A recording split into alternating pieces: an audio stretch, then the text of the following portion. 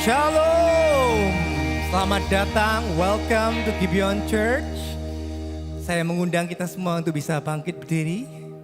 Mari bersama-sama kita akan membacakan ayat fotum kita, Call to Worship, yang diambil dari Yohanes 1, ayat 1, 14, 16 ke 17. Ayat 1 akan saya bacakan, 14 jemaat, 16 saya, dan kemudian 17 kita akan baca bersama-sama. Saya akan mulai terlebih dahulu. Pada mulanya adalah firman. Firman itu bersama-sama dengan Allah, dan firman itu adalah Allah. Jemaat? Firman itu telah menjadi manusia dan diam di antara kita. Kita telah melihat kemuliaannya, yaitu kemuliaan sebagai anak tunggal Bapa, penuh kasih karunia dan kebenaran. Karena dari kepenuhannya kita semua telah menerima kasih karunia demi kasih karunia. Mari kita baca bersama-sama. Sebab hukum Taurat diberikan oleh Musa, tetapi kasih karunia dan kebenaran datang oleh Yesus Kristus. Yes. Mari bersama-sama kita pujikan. This is amazing grace.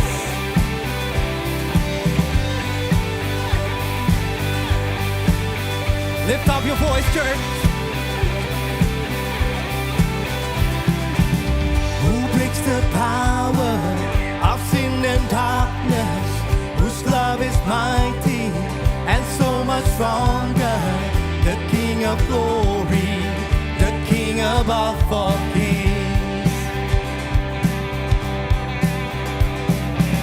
who shakes the whole earth with holy thunder and leaves us breathless in awe and wonder, the King of glory, the King above all kings. Say, this is amazing grace. This is unfailing love, that you would take my place, that you would bear my cross. You lay down your life, that I would be set free. Oh, Jesus, I sing for all that you've done for me. All right. Who brings out chaos back into the order? Come on. Who brings out chaos back into order? Who makes the orphans a son and daughter? The King of glory, the King of glory, who rules the nations with truth and justice, shines like the sun in all of his brilliance. The King of glory, the King above all kings. You ready, church? Come on! This is amazing grace. This is unfailing love, that you would take my place, that you would bear my cross. You lay down your life, that I would be set free. Oh, Jesus, I sing for all that you've done for me. Let's worship him, come on. Worthy is the Lamb who was slain. Worthy is the King, conquer the grave. Worthy is the Lamb who was slain. Worthy is the King who conquered the grave. Worthy is the Lamb who was slain. Hey! Worthy is the King who conquered the grave. Worthy is the Lamb who was slain. Worthy, worthy, worthy. Oh, this is amazing grace.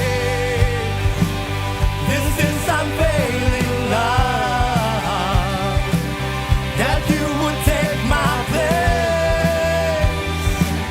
that you would bear my cross. You lay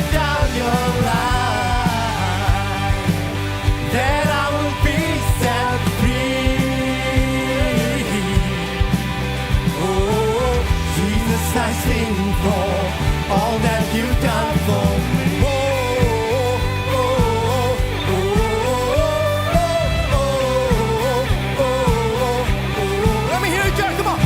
Oh, oh, oh, oh, oh. Say, all that you've done for me. Yeah. Hanya karena kasih karunia-Nya, anugerah-Nya yang mengundang kita beribadah bersama-sama hari ini, amin. Hey. Mari kita pandang sekali lagi pada Sang Jalan, Sang Kebenaran, Sang Kehidupan. Siapa namanya? Yesus Kristus. Mari jemaat Tuhan, kita bersama-sama belajar dan menyanyikan pujian ini. Ku pandang pada Kristus, hanya Dialah jalan. Yeah. Ku ikuti jejaknya, ya pimpin langkahku. Tak ku percaya dunia rapuh seperti pasir. Di dalam Injil Kristus ku berdiri teguh. Amin. Ku ikut Sang Putra yang di depanku, mengalahkan maut, persiapkan jalan sampai Ia kembali. Ku yakin percaya Kristus jalan kebenaran dan hidup. Amin.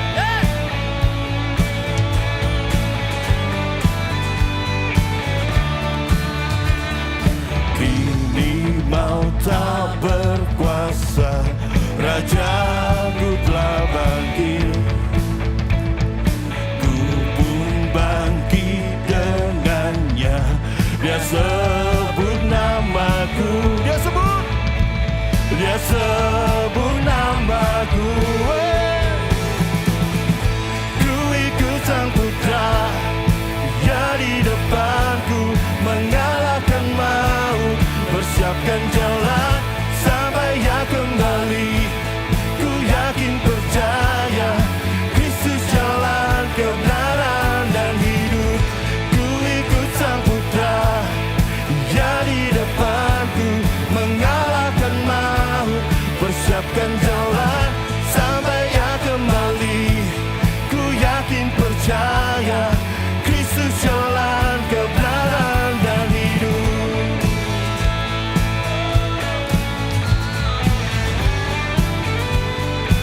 Dengan imanmu.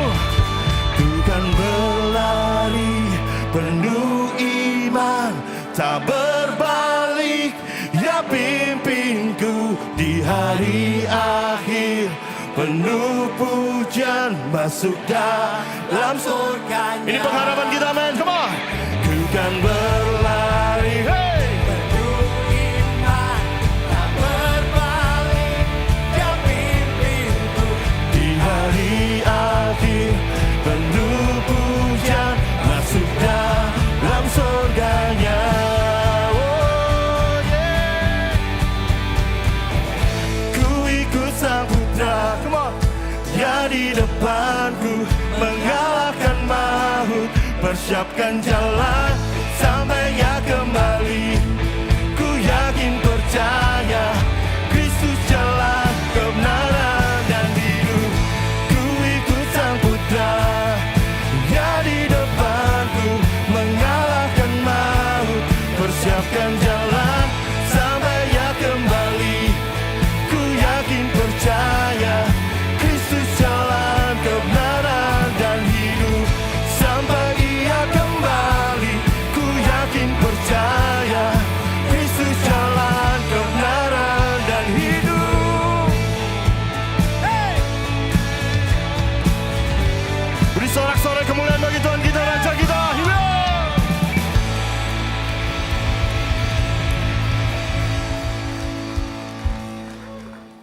Welcome to Gibeon Church. Di sini bukan tempat untuk orang sempurna, tapi tempat di mana kita disempurnakan oleh kuasa Injil dan kasih karunia Tuhan kita Yesus Kristus. Bapak Ibu Saudara, hari ini kita masuk dalam perenungan katekismus minggu yang ke-39. Saya akan membaca pertanyaannya dan kita akan bersama-sama membaca jawabannya, begitu juga dengan ayat Alkitabnya. Bagaimana firman Tuhan dibaca dan didengar? Persiapan dan doa agar Roh Kudus membuka mata hati kita saat kita membacanya, sehingga kita dapat menerimanya dengan iman, menyimpannya dalam hati kita dan melakukannya dalam hidup kita. 2 Timotius pasal 3 ayat 16 sampai ayat yang ke-17. Segala tulisan yang diilhamkan Allah memang bermanfaat untuk mengajar, untuk menyatakan kesalahan, untuk memperbaiki kelakuan, dan untuk mendidik orang dalam kebenaran. Dengan demikian, tiap-tiap manusia kepunyaan Allah diperlengkapi untuk setiap perbuatan baik. Silakan duduk Bapak Ibu Saudara.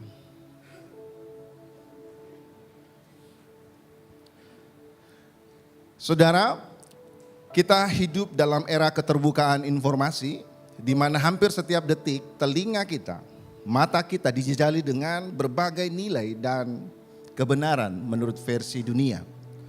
Informasi pada dirinya sendiri tidak pernah netral. Selalu ada ideologi dan semangat zaman yang terkandung di dalamnya. Tanpa kita sadari, banjir informasi ini perlahan mulai membentuk hati kita. Mengarahkan keinginan kita, cara berpikir kita, bahkan mungkin standar moral kita. Inilah yang Paulus katakan sebagai dibawa ke sana kemari oleh rupa-rupa angin pengajaran dalam Efesus pasal 4 ayat yang ke-14.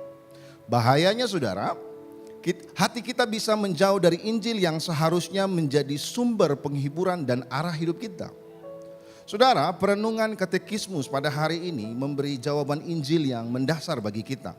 Firman Tuhan tidak cukup hanya dibaca dan didengar sebagai teks, tetapi harus didekati dengan ketekunan, persiapan dan doa sambil memohon karya Roh Kudus yang membuka mata hati kita.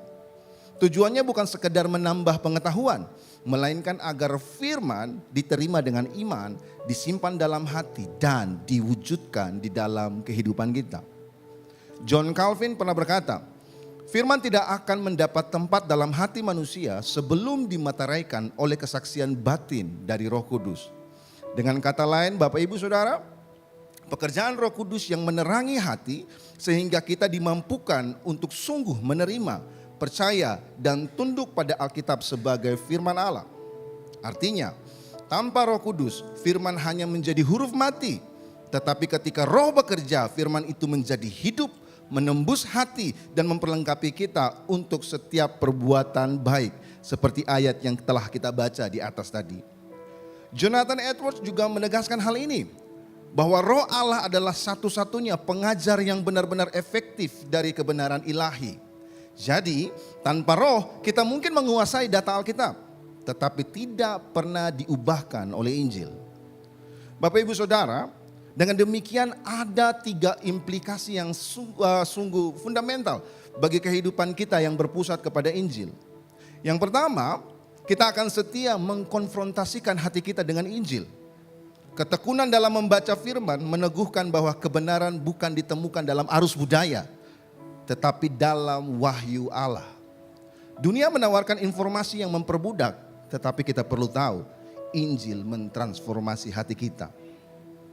Dengan tekun menaruh diri di bawah Injil, kita menolak dibentuk oleh dunia dan sebaliknya, kita senantiasa dikalibrasi, dibaharui oleh Kristus. Dan yang kedua, kita memiliki hati yang tunduk di bawah otoritas firman. Persiapan dan doa menegaskan bahwa kita tidak boleh mendekati Alkitab sebagai hakim, melainkan sebagai murid yang bersedia untuk diajar. Alkitab bukan sekadar berisi firman Allah, tetapi adalah firman Allah itu sendiri. Melalui Injil, Roh Kudus bekerja menaklukkan hati yang memberontak agar mau tunduk kepada Allah. Dan yang ketiga, kita memiliki iman yang tidak hanya diucapkan, tetapi juga dihidupi Bapak Ibu Saudara. Firman yang diterima dengan iman tidak berhenti pada penguasaan doktrin, tetapi nyata di dalam tindakan kehidupan kita sehari-hari. Seperti kata Yakobus, hendaklah kamu menjadi pelaku firman dan bukan hanya pendengar saja. Dalam Yakobus pasal 1 ayat yang ke-22. Injil bukan hanya tentang pengetahuan yang kita simpan, melainkan kuasa yang membentuk hati kita menjadi saksi Kristus di tengah-tengah dunia yang penuh kompromi ini, saudara. Jadi, Di tengah zaman keterbukaan informasi yang bising ini, Bapak Ibu Saudara, katekismus ini menuntun kita kembali kepada Injil. Melalui pimpinan Roh Kudus, Injil akan memelihara hati kita tetap setia kepada Kristus. Suara dunia mungkin keras, tetapi suara Allah dalam Injil lebih kuat dan cukup memperlengkapi kita berjalan di dalam kebenarannya. Saya undang mari kita semua bangkit berdiri, Bapak Ibu Saudara. Bapak Ibu Saudara, ketika kita menyadari bahwa ketika kita membaca dan merenungkan firman Tuhan, itu bukan hanya sebatas rutinitas, tetapi itu adalah merupakan pengalaman di mana kita berjumpa dengan pribadi Allah sendiri. Saya mengajak kita untuk bertanya kepada hati kita masing-masing. Dalam kesibukan kita, dalam kebisingan informasi yang ada di tengah-tengah dunia ini, apakah firman Allah sungguh menjadi suara utama yang mengarahkan hidup kita? Hari ini saya mengajak kita untuk datang pada Tuhan dalam doa pertobatan.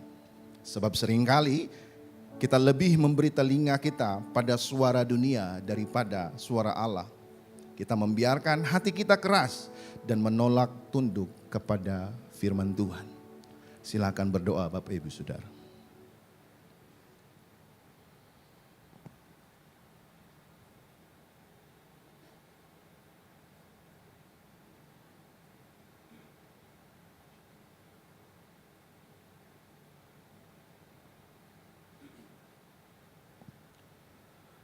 Bapa, kami datang di hadapan-Mu Tuhan.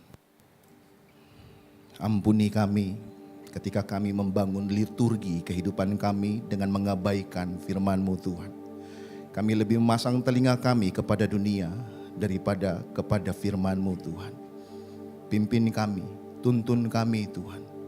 Kami sungguh bersyukur Engkau melalui firman-Mu yang menjadi manusia, menebus kami, menyelamatkan kami, sehingga kami diberikan Roh Kudus untuk mampu menghidupi firman-Mu dalam kehidupan kami Tuhan. Kami berserah penuh kepada pertolongan Tuhan. Di dalam nama Bapa, Putra dan Roh Kudus, di dalam nama Tuhan Yesus, haleluya. Amin.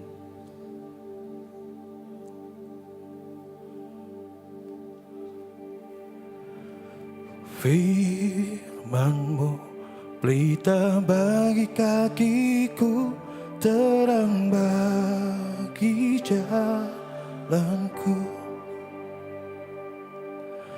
Firman-Mu pelita bagi kakiku, terang bagi jalanku.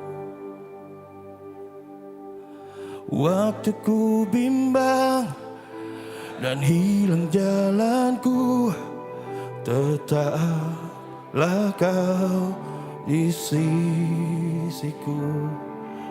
Dan takkan ku takut asal Kau di dekatku, besertaku selamanya.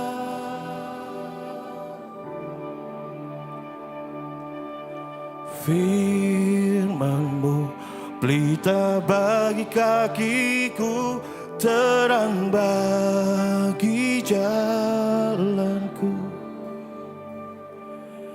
Oh, firman-Mu pelita bagi kakiku, terang bagi jalanku. Firman-Mu yang menolong kami untuk memandang kepada Sang Firman hidup, Firman yang menjadi manusia, yang menyerahkan dirinya untuk penebusan hidup kami. Firman yang hidup, Yesus Kristus Tuhan. Makasih Tuhan.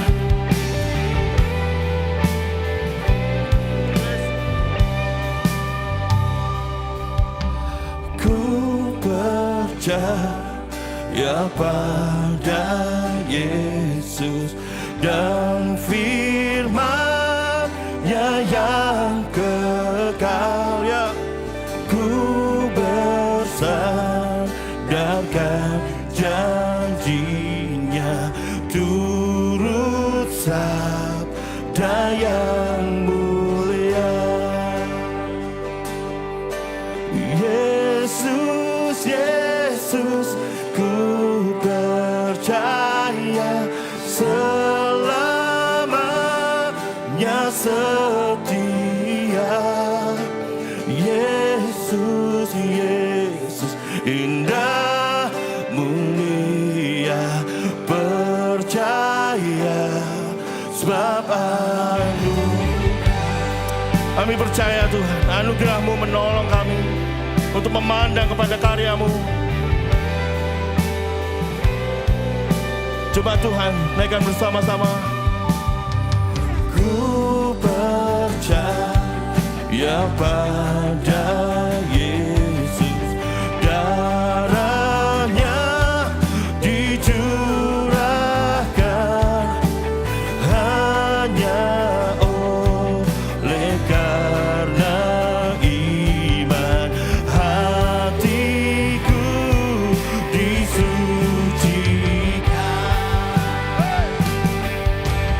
Yesus, Yesus, ku percaya selamanya setia.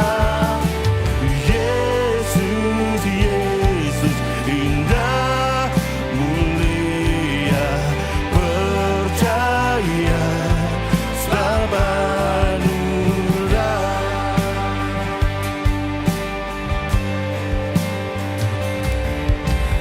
Ku percaya pada Yesus, rela. Kami membawa diri kami saat ini Tuhan. Yo!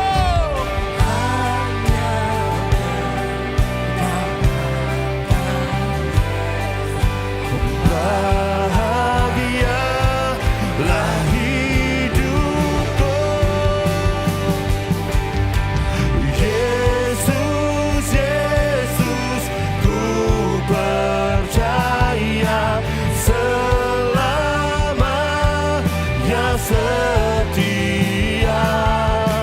Yesus, Yesus, indah, mulia, percaya, sebab anugerah. Jesus, Jesus, Jesus, how I trust Him, how I prove Him more and more. Jesus, Jesus, precious Jesus, oh, for grace to trust Him more. Oh, for grace to trust Him more. Oh, for grace to trust Him more.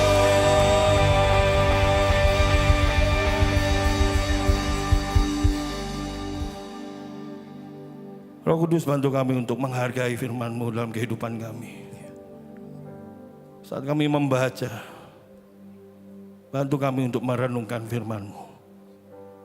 Mampukan kami juga untuk menjadi pelaku firman-Mu. Adalah saat kami membaca dan mendengar firman-Mu Tuhan. Biarlah iman kami dituntun berjumpa hanya kepada satu pribadi, Juru Selamat kami, Yesus Kristus. Karena hanya di dalam Kristus penebusan kami. Amin. Mari coba kita pujikan dalam Kristus harapanku. Dalam Kristus harapanku, Dialah terang kekuatanku. Yesus batu penjuruku, teguh dan tak tergoyahkan. Betapa besar kasih-Mu, ketakutanku pun sirna.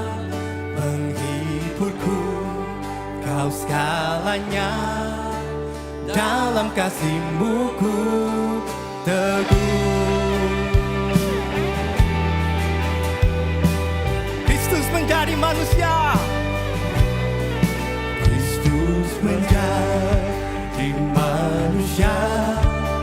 Dialah kepenuhan Allah, pemberian kasih dan kebenaran ditolak oleh umatnya, dan pada salib Dia mati, murka Allah ditanggungnya, setiap dosa dilimpahkan, kematiannya buatku hidup. Kami bersyukur Tuhan.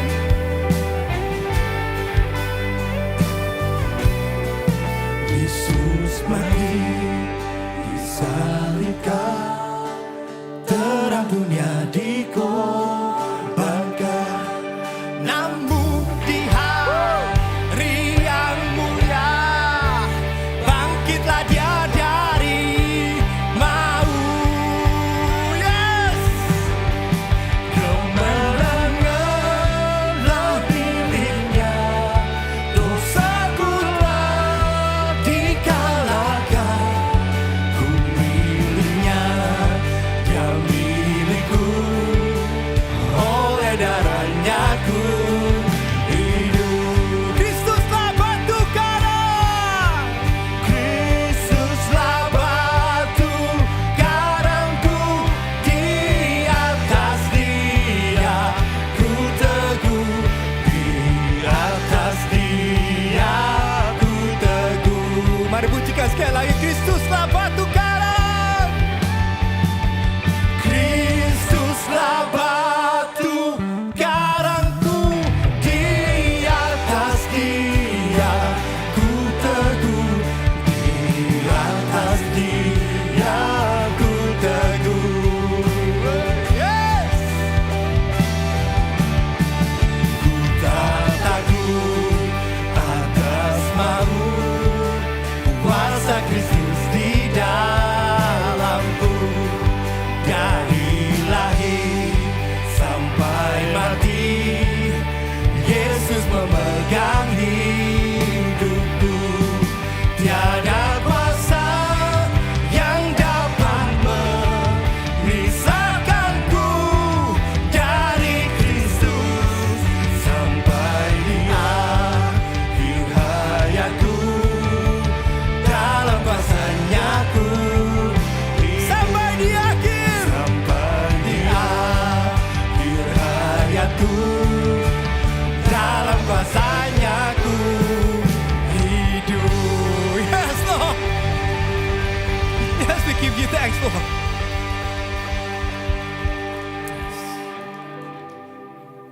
Tuhan, kami bersyukur kalau hari ini firman-Mu, Roma 8 ayat 38 sampai 39, mengingatkan kami bahwa tidak ada yang dapat memisahkan kami, Tuhan, dari kasih Kristus. Tidak kesalahan kami di masa lalu, tidak ancaman atau kekhawatiran masa kini, ataupun pencobaan di masa yang akan datang. And not even death itself can separate us from the love of Christ. Kami bersyukur Tuhan atas Kristus sang batu karang kami, tempat kami berdiri aman dan teguh. Siapkan hati kami Tuhan, untuk bukan hanya mendengarkan firman-Mu, tapi juga menghidupi firman-Mu Tuhan. Untuk dapat melakukan yang menjadi kehendak-Mu. Supaya ketika kami keluar dari tempat ini, orang-orang bisa melihat Kristus ada, tinggal di dalam kami. And your name will be glorified. And we will be truly satisfied in you. Terima kasih Tuhan. Dalam nama Tuhan Yesus Kristus kami bersyukur dan berdoa. Amin. Jemaat dipersilakan duduk kembali.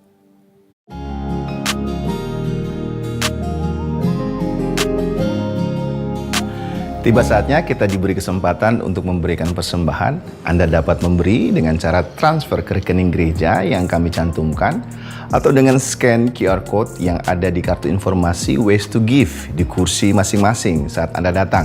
Juga bisa melalui mesin EDC yang kami sediakan di area giving booth. Kami juga menyediakan amplop yang dapat Anda pakai untuk memberi secara tunai, lalu dapat Anda masukkan ke dalam kotak persembahan yang tersedia di pintu keluar saat Anda pulang nanti. Kita memberi, bukan supaya diberkati, tetapi kita memberi karena kita sudah diberkati. Sebelum memberi, mari sama-sama kita berdoa. Tuhan, kami sungguh bersyukur untuk anugerah-Mu bagi kami. Kami hari ini Tuhan, ini adalah kesempatan yang baik di mana kami mau memberi. Kiranya setiap pemberian kami ini Tuhan bisa dipakai untuk pelebaran kerajaan Allah melalui gereja-Mu Tuhan.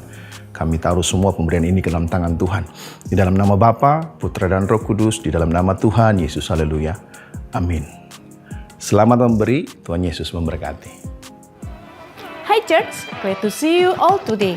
I'm Melita and this is Gibeon Weekly News.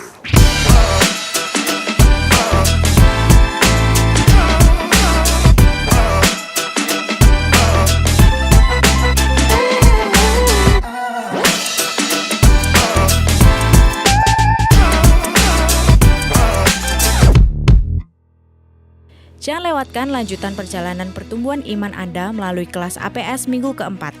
Apakah Roh Kudus hanya sekedar kekuatan supranatural? Siapa Dia sebenarnya?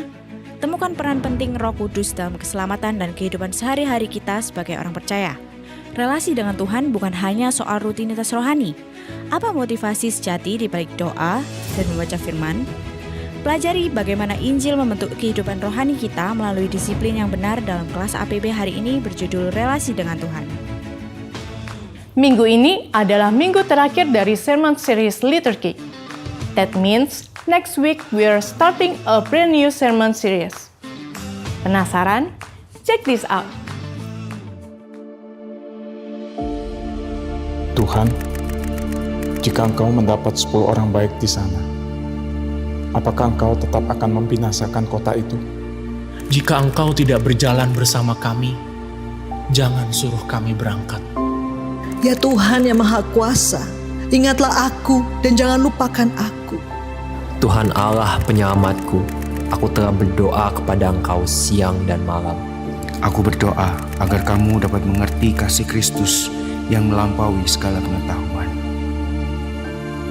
Bapa kami yang di surga, dikuduskanlah nama-Mu, datanglah kerajaan-Mu, jadilah kehendak-Mu di bumi seperti di surga.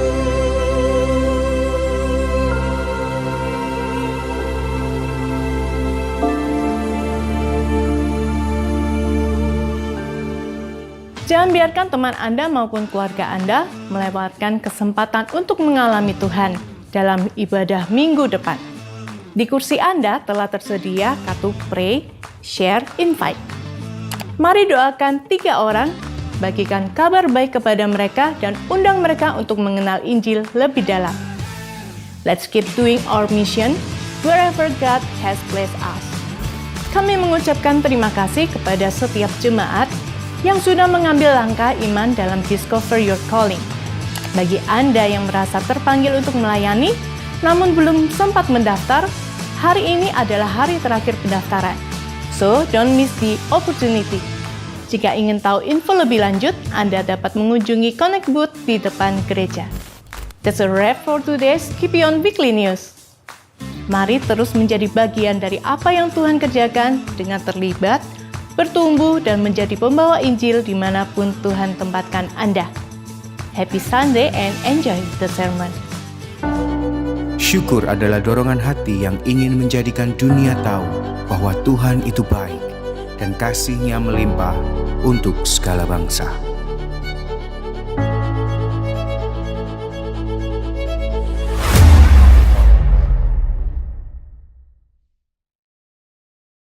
Amin. Welcome go to Gibeon Church. Bagi saudara yang pertama kali hadir bersama dengan kami mengucapkan selamat datang teman-teman yang live streaming online. Thank you for tuning in. Kita mempunyai hashtag bukan tempat untuk orang sempurna, tetapi kita semua disempurnakan oleh kuasa Injil dan oleh kasih karunia Kristus. Dan juga hari ini saya tahu ada begitu banyak teman-teman kita yang selama 5 hari terakhir ya, dari Senin sampai Jumat, mengikuti City to City intensif di Gibeon Church ya saudara ya. Dan hari ini dari tadi pagi sampai hari ini kebaktian ini dan mungkin yang kebaktian nanti later, ada banyak dari mereka yang datang mengobservasi, lihat di kids, lihat di anak-anak, dan hari ini hadir di sini. Kalau Anda ada hadir di sini, bisa lambaikan tangannya. Ada. Wah, berikan tepuk tangan saudara. Baik yang di atas, di bawah, welcome. Ya, thank you for coming. Saya tahu saudara meninggalkan hari Minggu saudara, karena biasanya pasti saudara melayani di gereja masing-masing dan saudara hadir di sini. I hope you're blessed dan joining us. It's an honor for us to host you. Nah, sebelum kita masuk dalam khotbah kita, seperti biasa setiap minggu keempat kita selalu mendoakan, pray, share, invite. Katakan sama-sama, pray, share, and invite ya. Saudara kalau belum memiliki kartu ini, saudara ada kartu-kartu yang sudah disediakan di kursi saudara masing-masing. Saya yakin kalau saudara ada di sini, karena dulu ada orang yang berdoa buat saudara. Kalau saudara bisa ada di sini, saya yakin saudara juga diundang oleh seseorang. Itulah sebabnya orang yang sudah menerima kasih karunia tidak hanya menjadi penimbun kasih karunia, tetapi kita menjadi penyalur kasih karunia. Paling tidak kita perlu mulai dengan mendoakan. Jadi mari sama-sama kita ambil waktu, kita pray for the people around us. Saya yakin saudara punya teman, saudara punya circle of influence yang belum mengenal Kristus. Kalau saudara ditempatkan di tengah-tengah teman-teman saudara, saya yakin saudara memiliki panggilan untuk menjadi terang dan garam. Amin. Mari sama-sama ambil waktu, kita mendoakan. Kalau saudara belum menerima dari Tuhan 3 nama itu, saya mendoakan supaya hari ini saudara mendapatkan nama-nama tersebut. Saudara bisa minta sama Tuhan, saya yakin Tuhan akan memberikan wajah-wajah orang-orang yang perlu saudara doakan. Oke, kita sama-sama berdoa. Bapa yang penuh kasih, hari ini kami berdoa bagi 3 orang yang Kau taruh di hati kami. Saudara silahkan sebutkan nama-namanya. Bagi saudara yang belum mendapatkan, saya yakin saudara mendapatkan wajah-wajah itu. Tariklah hidup mereka Tuhan kepadamu ya Tuhan. Bukalah pikiran mereka supaya mereka dapat melihat kebenaran Injil. Berikan suatu kelaparan rohani, keresahan yang kudus dalam hati mereka. Lembutkan hati mereka dan berikanlah pertobatan yang sejati. Kami yakin hanya Engkau yang dapat mengubah hati mereka.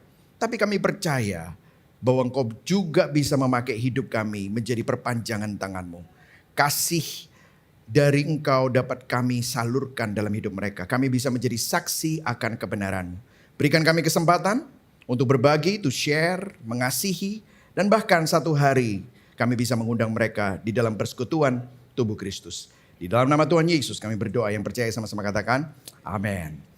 Nah saudara, minggu depan kita akan memulai khotbah berseri yang baru. Kita akan memulai from Abraham to Jesus, the gospel in prayer. Kita akan melihat doa-doa tokoh-tokoh Alkitab dari perjanjian lama, dari Yakub, Musa, Hana, Daud, Paulus sampai Yesus.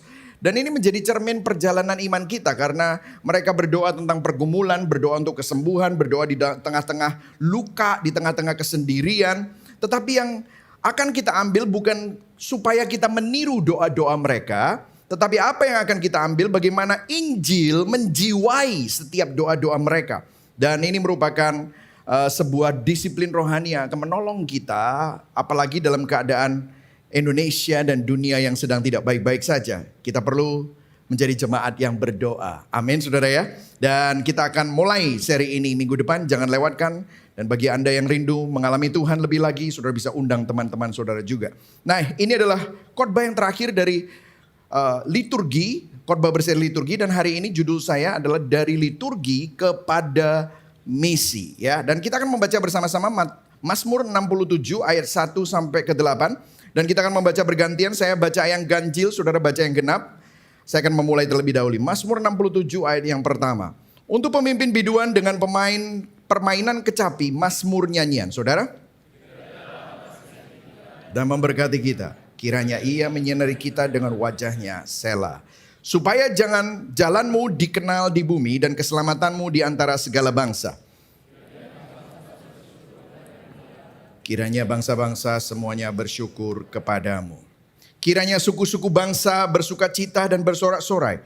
Sebab Engkau memerintah bangsa-bangsa dengan adil dan menuntun suku-suku bangsa di atas bumi, Selah. Kiranya bangsa-bangsa bersyukur kepadamu ya Allah. Kiranya bangsa-bangsa semuanya bersyukur kepadamu. Tanah telah memberi hasilnya. Allah kita memberkati kita. Ayat 8. Allah memberkati kita, kiranya segala ujung bumi takut akan Dia. Beginilah firman Tuhan. Nah saudara, di akhir dari khotbah liturgi, kita telah membahas banyak sekali dan hari ini kita akan berbicara tentang pengutusan. Nah saudara, semua liturgi itu merupakan urutan Injil yang mengkisahkan drama Injil. Liturgi bukan cuma sekedar rundown, liturgi bukan cuma sekedar rutinitas, tetapi menceritakan ulang kisah Injil. And believe it or not, liturgi adalah pola yang berulang-ulang dan sebenarnya itu membentuk hati kita.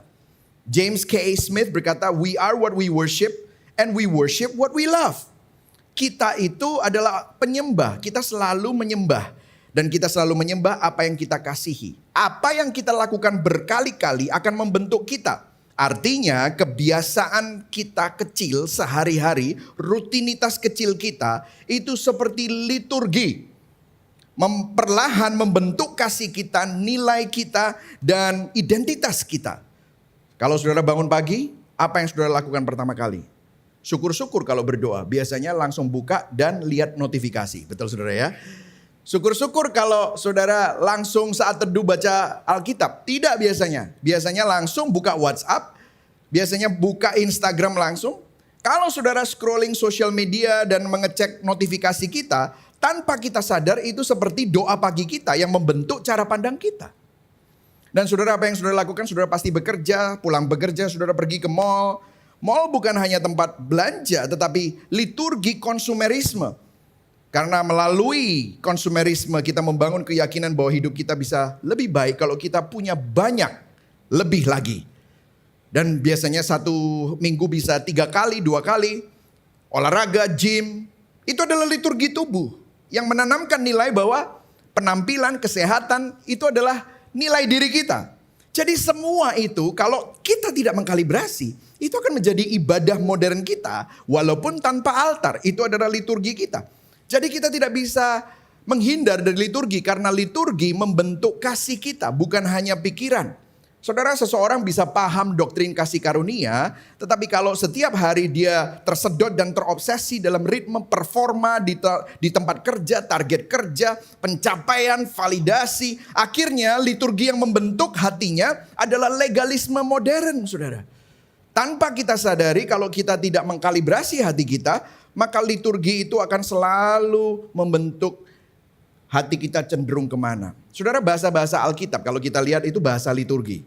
Lihat aja Ulangan 6 ayat 7-9. Itu dimana kita disuruh untuk mengulang, menuliskan, membicarakan firman Tuhan pada saat kita berbaring, makan, dalam perjalanan, berdiri. Itu merupakan liturgi hidup yang membentuk umat Allah, Israel. Di perjanjian baru Roma 12 ayat 1-2, persembahkanlah tubuhmu sebagai persembahan yang hidup. Janganlah kamu menjadi serupa dengan dunia ini, tetapi berubahlah oleh pembaruan budimu. Itu bicara tentang apa? Liturgi. Bahwa hidup adalah ibadah. Jadi kita setiap hari ada sebuah peperangan, saudara. Liturgi dunia versus liturgi Injil. Dunia berkata bangun pagi, kejar prestasi, jadilah sukses. Raih identitas dari apa yang kamu capai. Dan itu adalah liturgi yang membentuk hidup saudara sehingga identitasmu adalah pembuktian diri. Tetapi Injil berkata bangun pagi, renungkanlah Injil. Pikirkanlah apa yang Kristus sudah lakukan buat saudara. Dan sekarang setelah saudara dirembesi oleh Injil, dibasahi oleh kasih Kristus, maka hidupilah panggilanmu. Sehingga identitas saudara bukan dari pekerjaan saudara, tetapi dari Kristus. Nah saudara melihat dua liturgi ini, yang satu mendatangkan anxiety, yang satu mendatangkan stres, kekhawatiran, keresahan, tetapi yang satu menuntun kita kepada joy, menuntun kita kepada rest. Nah saya akan memberikan sedikit recap kita ya. Kita sudah belajar tentang call to worship, kita sudah belajar tentang pengakuan dosa, kita belajar tentang mendengarkan firman dan kemudian merespon dengan persembahan, pujian, pertobatan, ada sakramen juga. Minggu lalu kita belajar tentang benediction. Dan kita belajar bahwa ibadah itu bukan hiburan. Katakan sama-sama, ibadah bukan hiburan. Katakan pada kanan kirimu, perhatikan ini, ibadah bukan Bukan hiburan. Yang setuju katakan amin. Karena kalau hiburan, saudara, penonton itu pasif, saudara. Makanya kalau saudara hiburan aja, datang telat gak apa-apa gitu, saudara ya. Tetapi waktu saudara melihat bahwa ibadah ini ternyata spiritual formation, liturgi itu spiritual formation, maka ada partisipasi aktif. Kenapa, saudara? Dari awal sampai akhir ibadah minggu itu menampilkan drama Injil. Dan hari ini kita ada di puncaknya, yaitu pengutusan. N.T. Wright di dalam bukunya Simply Christian, dia berkata begini, "The purpose of worship is to form us into a people who embody the story of God's grace and are sent into the world as witnesses." Tujuan ibadah kita membentuk kita menjadi umat yang menghidupi kisah kasih karunia Allah dan diutus ke dunia sebagai saksinya. Makanya setiap minggu kalau saudara doa berkat, ya biasanya kan begini.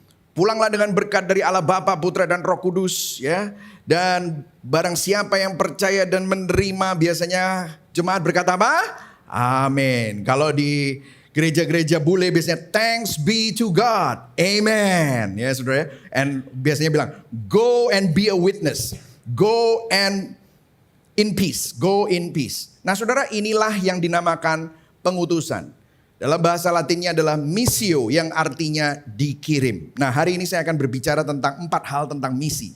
Ya secara cepat. Yang pertama adalah fakta misi, pengutusan. Yang kedua adalah karakter misi, pengutusan. Yang ketiga adalah dinamika misi. Dan yang keempat adalah penghiburan misi. Dan Mazmur 67 kita akan mengeksposisinya untuk menunjukkan 4 hal ini. Yang pertama adalah fakta misi. Yang siap belajar katakan yes. Oke. Nah saudara, kalau saudara perhatikan di Mazmur 67 ayat 2-3, ayatnya berkata, kiranya Allah menyinari kita dengan wajahnya Sela.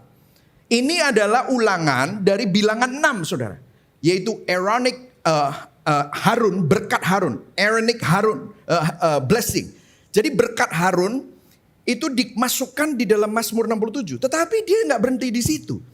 Karena dia menggabungkannya, ayat 3 dikatakan supaya jalanmu dikenal di bumi dan keselamatanmu di antara segala bangsa. Ini adalah janji Abraham, covenant Abraham. Di mana di Kejadian 12, aku memberkati engkau supaya engkau menjadi berkat bagi segala bangsa. Nah perhatikan di sini saudara. Waktu kita diutus setelah kita menerima benediction, setelah kita menerima berkat, artinya Tuhan tidak pernah memberkati hanya untuk kita nikmati sendiri. Berkat Tuhan itu selalu arahnya keluar. Gak cuman hanya ditimbun, gak cuman hanya dinikmati bagi diri kita sendiri. Tetapi selalu ada flow-nya begini. Dapat dari Allah kepada kita. Dan kemudian apa? Untuk dunia. It's always the direction. Ini adalah desain dari berkat Tuhan, saudara. Kenapa saya katakan desain berkat Tuhan? Kalau saudara masih ingat, berapa banyak saudara masih ingat bahwa bangsa Israel pada waktu di padang gurun dapat makanan apa? Mana? Wah ini sekolah minggunya luar biasa semua ya saudara ya. Ingat ya. Di Keluaran 16, mana yang menarik dari mana turun dari langit itu hanya cukup untuk sehari. Kalau disimpan hanya untuk diri sendiri, keluarganya, untuk besok membusuk. There is a principle di sini bahwa God's blessing has to be shared or it rots. Bahwa berkat Tuhan itu perlu dibagikan, kalau tidak itu akan jadi busuk. Sama juga dengan karunia kita. Sama juga dengan keselamatan yang kita miliki di dalam Injil. Semua itu bukan hanya untuk ditimbun, bukan hanya untuk dinikmati seorang diri atau hanya keluarga saudara saja, tetapi perlu dibagikan. Yang setuju katakan amin. Nah saudara, yang menarik adalah begini saudara. Ada sebuah riset di Amerika, Child Studies Center di tahun 2010-an, mereka mengeluarkan laporan tentang tren anak-anak dari keluarga yang berpenghasilan di atas 150.000 US dollar setahun. Ya, jadi ini orang-orang kaya. Dan dalam laporan itu mereka menyimpulkan begini, saudara. Orang-orang ini, anak-anak ini memiliki keamanan finansial yang lengkap. Kebebasan yang berlebihan untuk belajar dan eksplorasi hobi mereka. tersedia begitu banyak kesempatan untuk rekreasi, hiburan, pendidikan, les. So they are privileged kids. Anak-anak yang punya banyak kesempatan. Dan yang menarik adalah, perhatikan baik-baik. Sebagian besar dari mereka mengalami depresi, mental health problem, bahkan suicidal tendency, bahkan angka bunuh diri di remaja yang dari keluarga kaya itu 2 kali lipat. What happened? Perhatikan baik-baik saudara. Kita berpikir bahwa bukankah kalau kita menyukupi segala sesuatu untuk anak kita, menyediakan semua opportunity, justru itu baik. Tapi laporannya bertolak belakang. Justru itu menimbulkan apati, kemalasan, ketidakmampuan untuk berkomitmen, sikap yang entitlement, kebingungan dalam mengambil keputusan, mudah tersinggung tanpa alasan, harga diri yang sangat rendah, dan rasa yang tidak aman. Dengan kata-kata lain, firman Tuhan ini kita dapat simpulkan bahwa anak-anak ini ditimbunin berkat. Anak-anak ini mengalami banyak sekali kenyamanan, kemakmuran, tapi tidak pernah diajarkan untuk melayani, berkorban, sharing. Sehingga hidup mereka tidak melihat ada sesuatu yang lebih besar dari sekedar kebahagiaan pribadi mereka sendiri. Akhirnya apa yang terjadi? Hidup mereka membusuk. That's what happened. Itulah sebabnya berkat yang sejati, berkat Allah, selalu punya arah dari Allah kepada kita dan perlu disalurkan kepada dunia. Yang setuju katakan amin. Amin saudara ya. Sekali lagi berkat Allah perlu dibagikan. Oke, kita masuk dalam poin yang kedua. Karakter misi. Nah, karakter misi, kalau kita diberkati untuk memberkati orang lain, apa yang perlu kita lakukan di dunia? Mazmur memberikan 3 gambaran. Kita dipanggil untuk jadi apa yang harus kita lakukan pada waktu kita diutus keluar? Waktu kita menerima berkat benediction, kita semua berkata amin, tepuk tangan ya. Kemudian kita keluar. Apa yang harus kita lakukan? Bagaimana caranya kita dapat hidup dalam misi itu? Nah, di dalam Mazmur 67 dikatakan, yang pertama ya saudara ya, membagikan kebenaran. Mazmur 67 ayat 3, baca sama-sama saudara, saya taruh di situ yang tengah, 1, 2, 3. Supaya jalanmu dikenal di bumi, keselamatanmu di antara segala bangsa. Jalan Tuhan artinya bukan sekedar perbuatan-perbuatan baik atau aturan agama atau aturan moral, tetapi the gospel, Injil kabar baik. Artinya kita dipanggil untuk bersaksi tentang Kristus.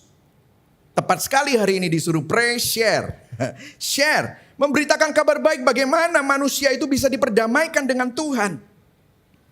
Ada yang pernah nanya sama saya, Pak, kenapa sih kok orang Kristen itu harus membagikan Injil dan menginjili? Kenapa sih nggak bisa imannya itu untuk dirinya sendiri? Kan lebih enak begitu. Udahlah, iman pribadi aja, private aja. Kenapa harus ajak-ajak orang lain? Apalagi harus ada kartu-kartu kayak begini. Ya kan saudara ya?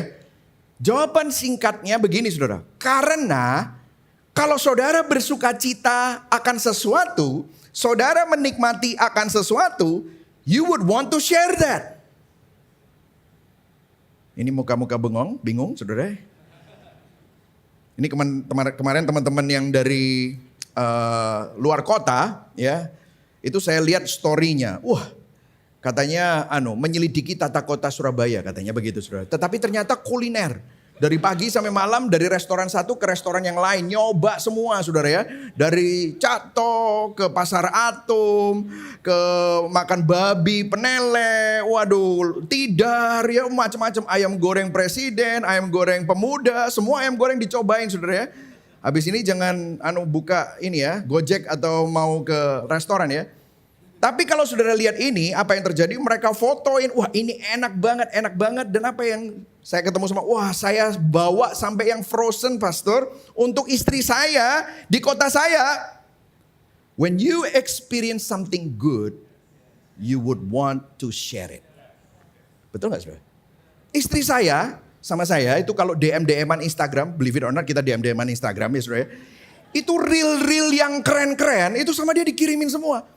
Nah, saya lihat, wah ini pasti dia pikir saya lihat gitu. Wih keren memang. Aku diberkati dalam hal ini. Dia mau share. Begitu juga saya, kalau saya realnya yang goblok-goblok begitu saudara ya. Lucu-lucu, saya ketawa-ketawa, saya kirimin ke dia gitu ya. Kenapa? Saya ingin share my joy. Betul gak saudara? Saudara kalau ada sesuatu yang enak, sesuatu yang menyenangkan, pasti saudara mau share kepada orang lain. Ketika kita menemukan sesuatu yang indah, kita ingin juga orang lain merasakan keindahan itu. Nah masalahnya, kalau saudara tidak pernah merasakan bahwa Injil itu indah, kalau saudara tidak pernah mengecap indahnya kasih karunia Kristus, dan saudara cuma berhenti hanya doktrin, maka no wonder kalau disuruh misi langsung, aduh ya udahlah misi gimana ya gitu saudara. Kenapa? Misi jadi beban karena you don't really enjoy the gospel, you don't really enjoy Jesus. Coba pertanyakan, kadang-kadang apakah kita itu jadi orang beragama saja? No wonder kalau saudara hanya beragama, saudara tidak akan bisa enjoy the beauty of your relationship with God. Saudara pertama kali masih ingat gak waktu saudara jadian sama cewek atau cowokmu? Berbunga-bunga, langsung posting. Teng teng teng gitu ya. Iya kan? Atau kalau enggak ada fotonya gandengan gitu. Wah, waktu pertama kali saudara dilamar. Biasanya kan cewek-cewek tuh gini. Wah, digandeng gitu kan. Ininya ada cincinnya. Kenapa? You wanna share this moment. Do you enjoy the gospel? Kemudian selanjutnya saudara. Mengusahakan keadilan. Coba kita lihat Mazmur 67:4. Baca sama-sama. 1, 2, 3. Kiranya suku-suku bangsa bersukacita dan bersorak-sorai sebab engkau memerintah bangsa-bangsa dengan apa? Adil. Mengusahakan keadilan. Saudara orang Kristen tahu bahwa dunia ini sudah jatuh dalam dosa. Saya rasa kalau di Gibeon udah ngerti. Kenapa kok Tuhan mengizinkan penderitaan? Apakah Tuhan tidak baik?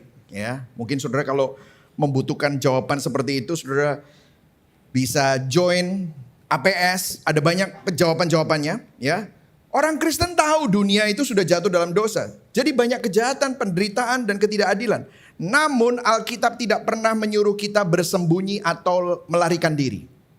Ada yang menarik saudara. The gospel, Injil tidak mengajar escapism. Lari dari kenyataan. Yesus tidak pernah bilang begini. Udah ya, kamu percaya ya. Udah tunggu sampai kamu mati nanti masuk surga. Tidak pernah. Semua Alkitab selalu bicara mengusahakan keadilan. Berlaku jujur, menjadi berkat, berdampak. Kenapa? Satu hari Kristus akan menyembuhkan dan memulihkan dunia ini. Di langit baru dan bumi baru. Selama kita masih hidup, disinilah 4 bab Injil menjadi 5 bab Injil. Ada renewal, kita dipanggil untuk ikut serta di dalam proses untuk memulihkan dunia. Menyembuhkan dunia, membawa pengharapan kepada dunia. Justru itu adalah tugas kita. Itu adalah tanda bahwa kerajaan Allah ada di dalam kita, saudara. Saudara, kita punya banyak pelayanan yang melayani anak-anak yang terabaikan. Kita melayani banyak orang-orang yang dibilang kaum marginal. Kita melayani banyak sekolah-sekolah yang gak punya guru agama. Dan mereka semua sebenarnya sudah ada gereja masing-masing. Ada yang bilang sama saya, Pak ngapain sih kita melakukan itu? Anyway, itu seperti lempar garam di laut.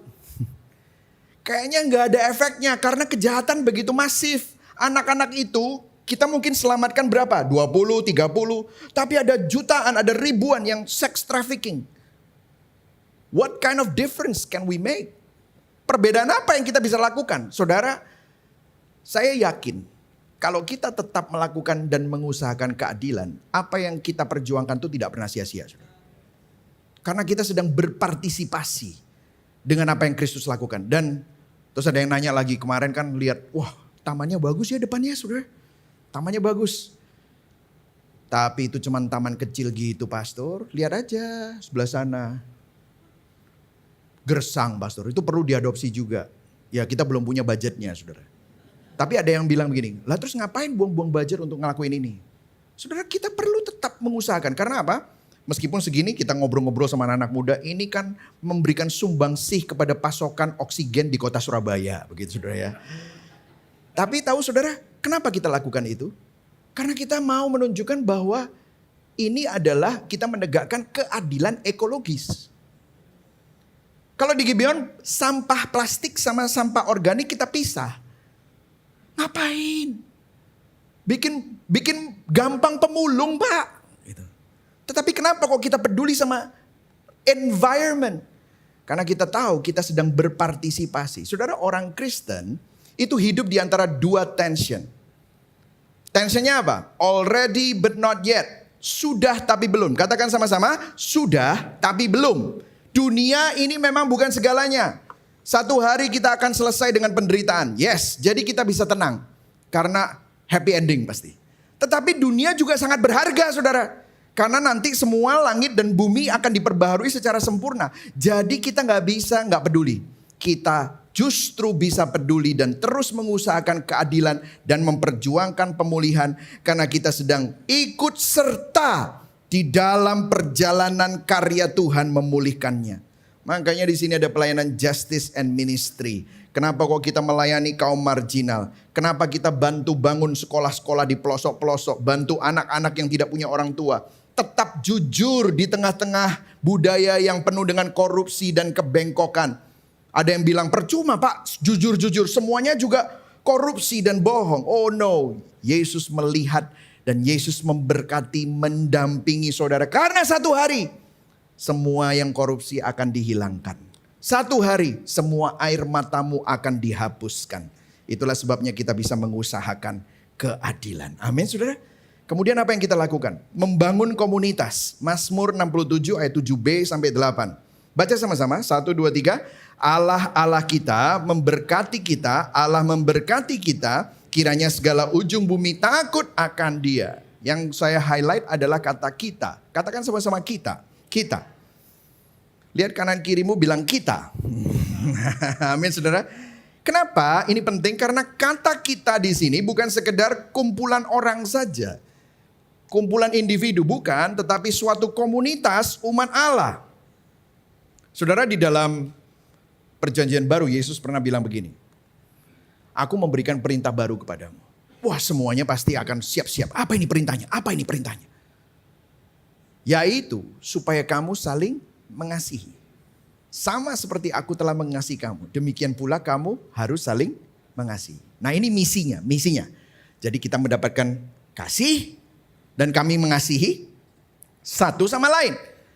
Ayat 35, baca sama-sama. 1, 2, 3. Dengan semua orang akan tahu bahwa kamu adalah murid-muridku, yaitu jikalau kamu saling mengasihi.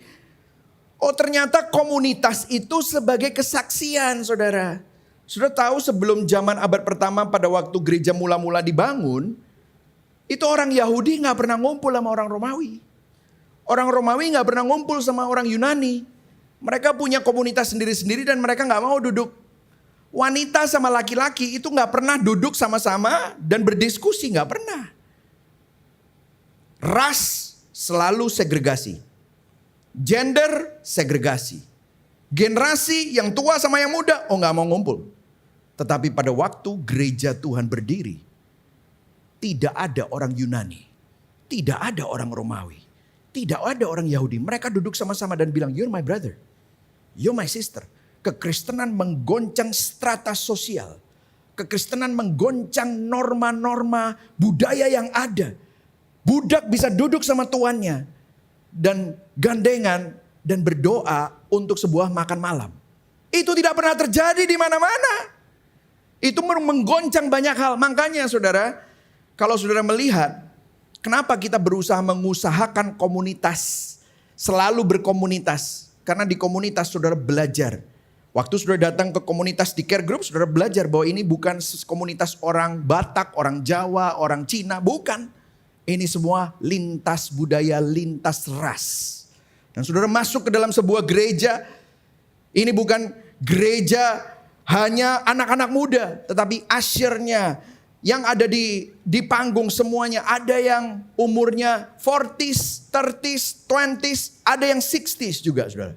Kenapa? Karena ini menunjukkan bahwa ada sebuah komunitas yang lintas ras, suku, gender, generasi. Sehingga dunia dapat melihat kasih yang nyata saudara. Di luar sana ada begitu banyak pertikaian, ada begitu banyak kerusuhan, ada begitu banyak pertengkaran, pembunuhan. Tetapi di sini justru yang di highlight adalah rekonsiliasi, pengampunan. Dan pengampunan dan rekonsiliasi pertobatan menjadi budaya gereja. Saudara, Injil itu seperti punya dua arah. Sentripetal, yaitu apa? Menarik masuk, tetapi juga sentrifugal. Mendorong keluar. Dan tidak ada yang lebih mendorong Injil keluar ke dunia selain ketika dunia melihat bahwa kita menjadi komunitas yang benar-benar berbeda. Sehingga orang dapat melihat something is different there. Bahkan kalau misalnya saudara punya keluarga, kok beda ya kamu ya sama saudara-saudara yang lain yang gak kenal Injil. Kenapa? Latihannya di sini, saudara. Waktu saudara melayani, saudara belajar bahwa saudara sedang menghidupi misi Injil itu. Jadi karakter dari misi adalah apa? Sekali lagi, membagikan kebenaran, mengusahakan keadilan, membangun komunitas. Oke? Nah, lihat sama-sama dinamika misi. Tadi yang baru saya sampaikan baru produknya Injil. Baru efeknya Injil ya.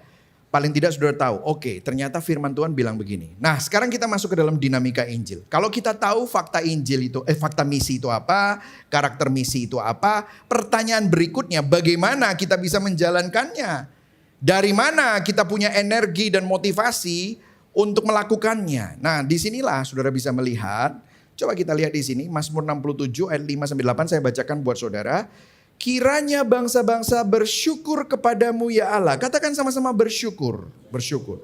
Kiranya suku-suku bangsa bersukacita dan bersorak-sorai. Katakan bersukacita.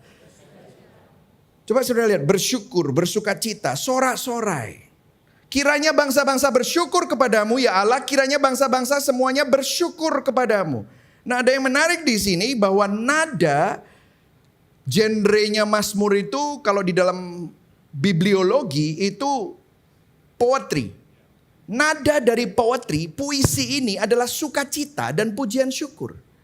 Jadi misi bukan sekedar kewajiban. Seperti yang tadi saya bilang, ya udahlah kita bermisi. Kalau enggak Tuhan enggak datang-datang gitu saudara ya.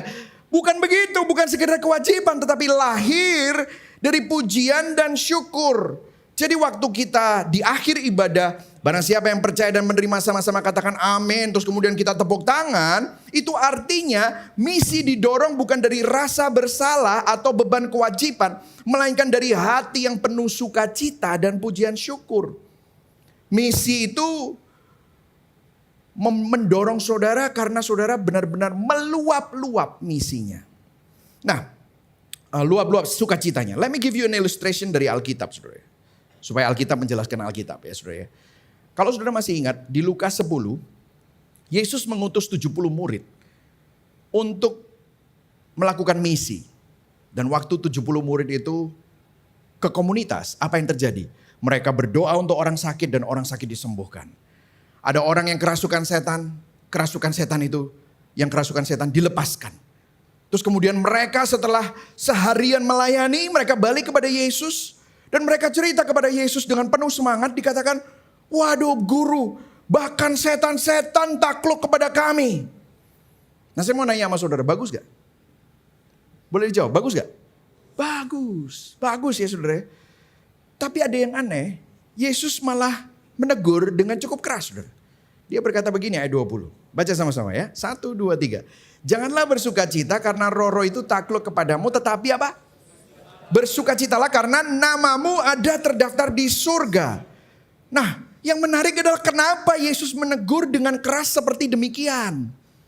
Bukankah setan diusir bagus, sakit sembuh bagus, bagus.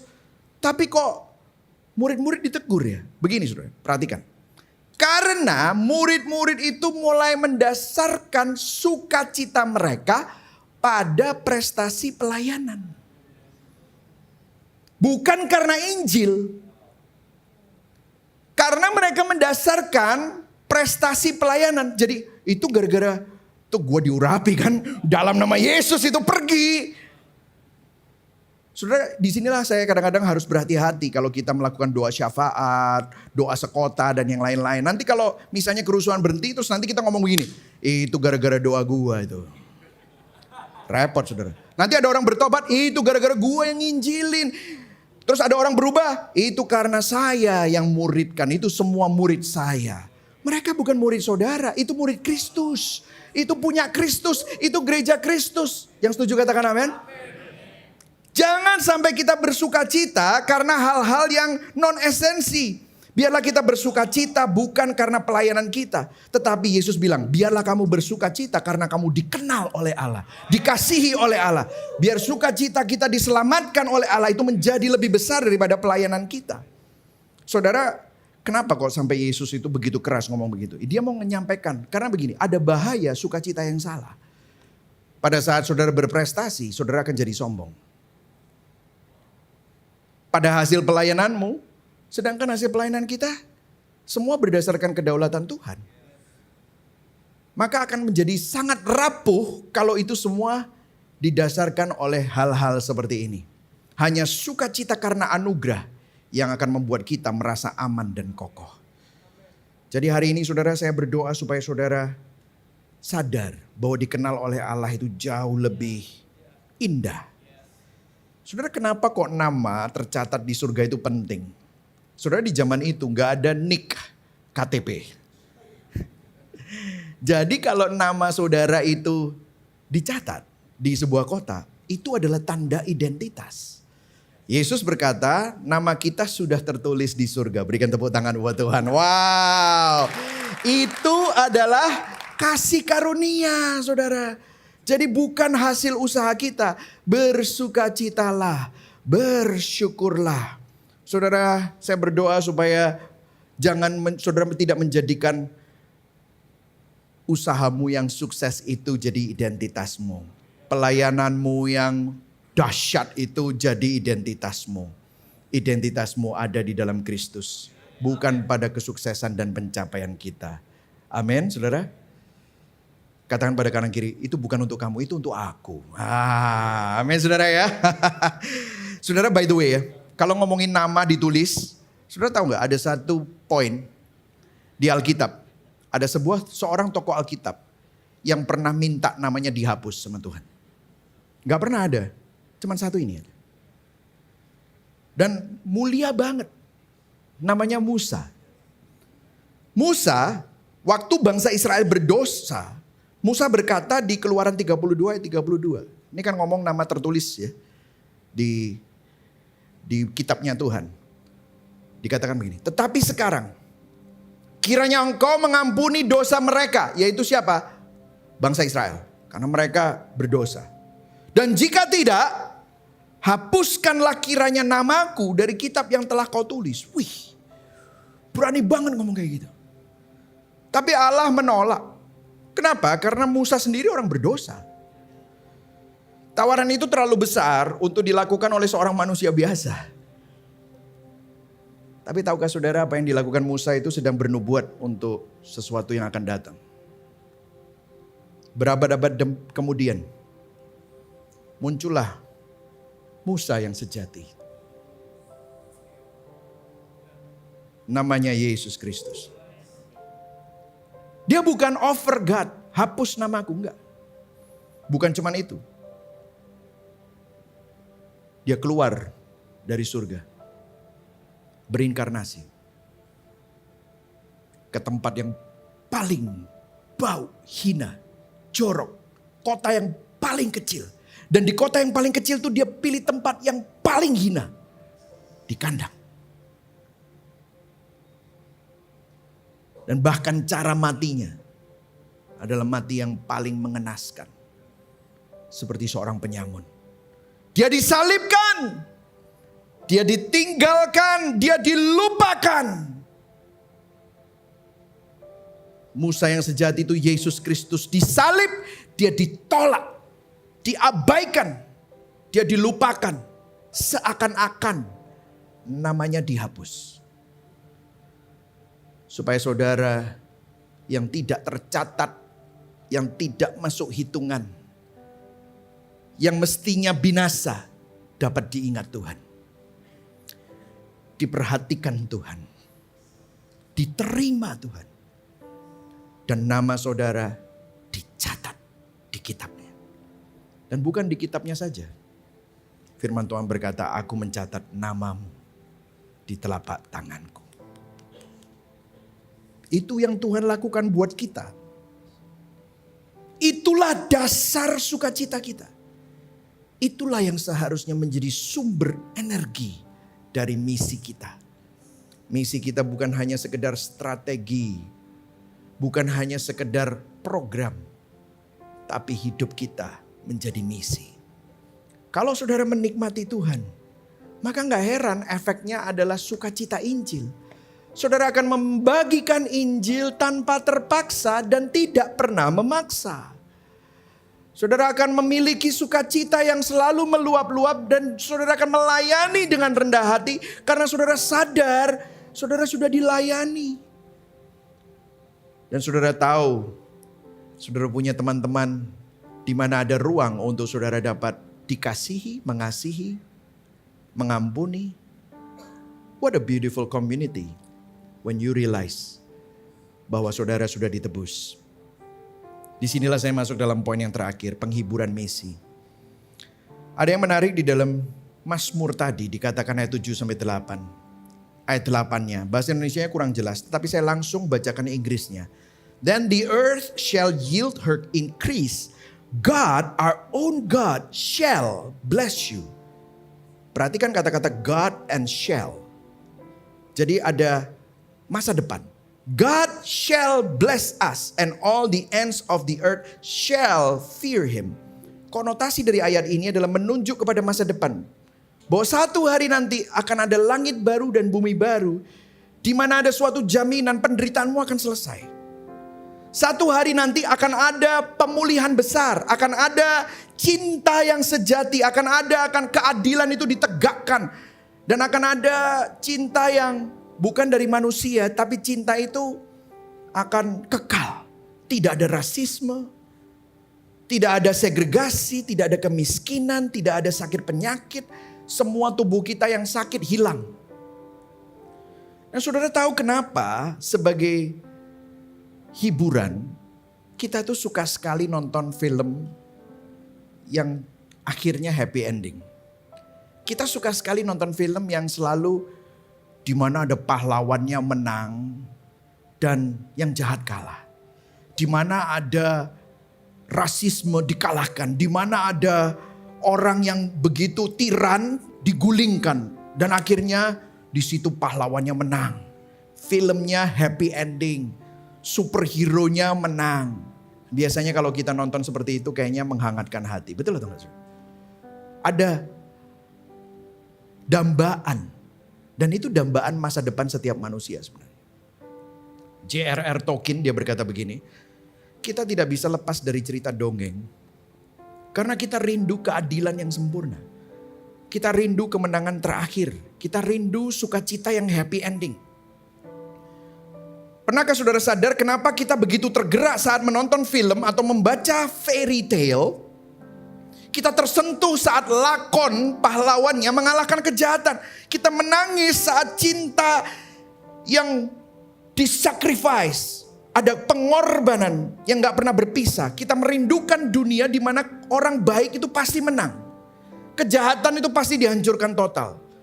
Nah, orang dunia bilang itu gak realistis. Tapi Tolkien berkata alasan kenapa kita gak bisa berhenti mencintai fairy tale. Karena itu adalah kerinduan terdalam setiap manusia. Seakan-akan di dalam hati saudara dan saya bilang ini. Seharusnya dunia itu kayak gitu. Seharusnya dunia yang seperti itu tuh ada. Tapi kok gak ada ya. Semua kisah. Semua fairy tale yang kita sukai. Beauty and the Beast. Cinderella, Lord of the Rings. Itu semua seperti bayangan dari Injil. Ada pangeran yang menyelamatkan. Ada sang putri yang mencium. Si putri mencium kodok, kata. Dia jadi pangeran. Semuanya senang. Kemenangan total atas kejahatan. Cinta sejati tanpa perpisahan. Saudara tahu, Injil adalah fairy tale yang menjadi nyata. Injil adalah penghiburan kita di dalam misi. Bahwa akhir cerita saudara sudah pasti indah. Katakan sama-sama, akhir ceritaku sudah pasti indah. Katakan sama-sama, akhir ceritaku sudah pasti indah. Yes, ada pangeran datang. Tapi pangeran itu tidak datang dengan pedang. Tapi pangeran itu datang dengan salib. Kristuslah pangeran yang datang bagi kita. Pangeran itu datang di palungan, merendahkan diri, mati di atas kayu salib. Dia menanggung semua keburukan kita, agar kita dapat didekap dengan kasih yang mengubah kita. Dari si buruk rupa menjadi mempelainya yang cantik dan indah. Itulah saudara dan saya. Seharusnya ini yang menjadi sumber kekuatan dan penghiburan dari misi kita. Yang setuju katakan amin. Saya berikan kesaksian terakhir saudara. Saya ingin jujur saudara, selama bertahun-tahun yang lalu saya ada di sebuah gereja yang liturginya tidak mengikuti pola Injil. Mungkin berdekade-dekade saudara ya. Musiknya sih keren, lightingnya keren, urutannya seperti konser besar. Bahkan saya sangat terkesima pada waktu saya melihat hal tersebut. Dan makanya saya ingin jadi bagian. Saya jadi worship leader, saya main gitar, saya main piano, keyboard. Saya selalu berusaha untuk memberikan yang terbaik supaya ibadahnya jadi keren, ibadahnya ngangkat. Tapi saudara jujur setelah beberapa waktu saya mulai merasa kosong. Saudara. Dari minggu ke minggu memang ada semangat. Ada sepertinya jamahan Tuhan, tetapi saya nggak yakin jamahan Tuhan itu asli atau tidak. Tapi hati saya tidak semakin dipenuhi Injil, yang ada adalah saya lelah, saya jenuh. Yang ada adalah saya waktu tidak diapresiasi, saya marah-marah. Karena semuanya menjadi sangat dangkal dan semuanya itu adalah tentang show, tentang saya, tentang timnya, tentang gerejanya. Satu hari, waktu itu saya udah tinggal di Los Angeles. Saya dibawa ke sebuah pengalaman yang sangat berbeda. Saya ikut pelatihan Evangelism Explosion di Fort Lauderdale di Florida. Saya pergi dengan 2 hamba Tuhan yang lain di Coral Ridge Presbyterian Church. Selama seminggu saya belajar bagaimana memberitakan Injil. Saya belajar tentang presentasi Injil. Tetapi yang paling mengubah saya bukan materi presentasi Injil itu. Saya ikut beberapa kali chapel di sana dan saya ikut ibadah minggu di sana. Dan saya masuk, saya nggak tahu lagu-lagunya, nggak ada lighting seperti ini, nggak ada smoke machine, nggak ada gitar listrik, nggak ada drum, yang ada cuman piano dan pipe organ. Dan pendetanya keluar sudah tua renta pakai jubah namanya James Kennedy almarhum. Tetapi salah satu dari khotbahnya dia menjelaskan tentang urutan liturgi Injil. Dan saya baru ngerti, oh ternyata urutan-urutan ini ada maksudnya. Dan hari Minggu, waktu saya mengerti itu hari Minggu, sama juga. Ternyata saya pikir kalau chapel sederhana, kalau hari Minggu, wah ada production yang paling tidak ada orkestra. Nggak ada saudara. Piano, saya nggak tahu lagu-lagunya. Saya cuma buka buku seperti Kidung Pujian. Tapi saya mengikuti urutan Injil. Saya nggak ngerti lagu-lagunya, tapi saya baca kata-katanya. Dan itu menggetarkan saya karena kata-kata, setiap kata-kata mendeskripsikan salib. Mendeskripsikan Kristus. Gak pernah mendeskripsikan tentang perasaannya, perasaan saya. Tetapi mendeskripsikan karya Allah. Dan saya, wow, saya dijamah Tuhan sekali. Gak ada itu. Ini gak ada ini. Khotbahnya monoton, dry. Tapi saya nangis sepanjang khotbah. Bukan menunjukkan bahwa itu adalah ukuran hadirat Tuhan. Tetapi kok bisa ya, saya bingung. Dan disitulah saya mulai mengerti. Oh, ternyata yang menjadi kekuatan bukan hebohnya gereja. Bukan kerennya lagu. Tapi indahnya Injil. Indahnya Kristus. Saya yang gak ngerti saat itu. Saya meleleh, hancur. Saudara kesini, saudara cari apa? Tuhan yang memberi terobosan, Tuhan yang menyembuhkan penyakitmu. Apakah saudara melihat keindahan Injil? Reflektifnya saudara. Liturgi kehidupan apa yang paling sering membentuk hati kita setiap hari? Liturgi dunia atau liturgi Injil? Kalau saudara sadar, saudara mendapatkan berkat, apakah saudara timbun berkat itu? Atau maukah saudara mulai memberkati orang lain? Menjadi dampak bagi orang lain. Melalui kata-katamu, perbuatanmu, perbuatan yang adil, kasih di dalam komunitas. Kalau saudara belum bergabung dalam komunitas yang ikut APS nanti, saudara bisa bergabung dalam komunitas. Yang terakhir, apakah sukacita saudara berdasarkan pada prestasi, keberhasilanmu, atau pada kenyataan bahwa engkau dikenal Tuhan, bahwa namamu ditulis di dalam buku kehidupan. Itu semua karena kasih Kristus. Itu semua karena pangeran kita. Pangeran saudara namanya Yesus Kristus tidak memilih saudara dan mengasihi saudara karena saudara lovely. Tetapi dia mengasihi saudara, dia memilih saudara untuk menjadikan saudara yang buruk jadi lovely. Amin. Mari sama-sama kita bangkit berdiri. Kita akan meresponi dengan The Lord is my salvation. Sambil para pemusik menyiapkan diri, saya mau membacakan implikasi Injil. Oke saudara ya. Orang berinjil, beribadah bukan untuk terisolasi dari dunia, tapi supaya diutus keluar untuk berdampak kepada dunia. Yang setuju katakan amin. Ya. Orang berinjil sukacitanya bukan pada hasil dan prestasi, tetapi pada identitas, pada nama yang sudah tertulis di surga. Orang berinjil diberkati bukan untuk menyimpan, tetapi diutus untuk menjadi berkat. Yang setuju berikan tepuk tangan buat Tuhan. Amin saudara. Mari sama-sama nyanyikan. Anugerahnya telah angkatku. The Lord is my salvation. Dari amuk. Dari amuk telah menderu. Katakan sama-sama, aku aman.